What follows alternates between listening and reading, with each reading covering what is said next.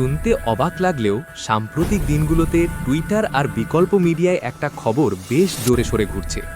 খবরটা কি?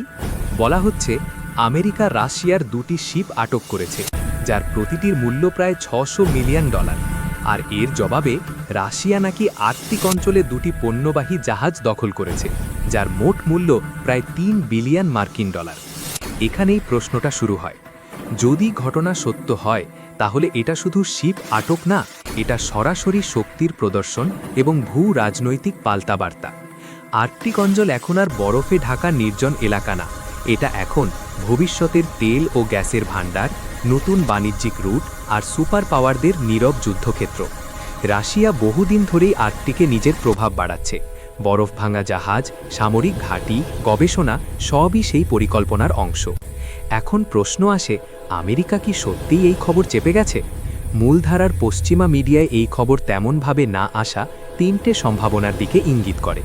খবরটি এখনও আংশিক বা অসম্পূর্ণ, বিষয়টি কূটনৈতিকভাবে সংবেদনশীল তাই নীরবতা, অথবা এটি একটি তথ্যযুদ্ধ যেখানে সোশ্যাল মিডিয়া ব্যবহার করে জনমত তৈরি করা হচ্ছে।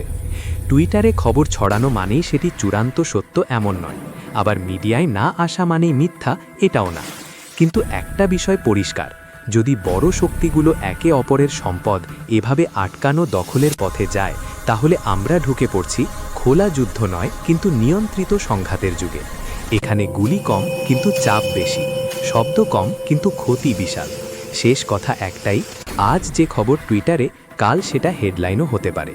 আর যেগুলো আজ চাপা, সেগুলোই অনেক সময় ইতিহাস বদলে দেয়। চোখ খোলা রাখো, শব্দের পেছনের শক্তি বোঝার চেষ্টা করো।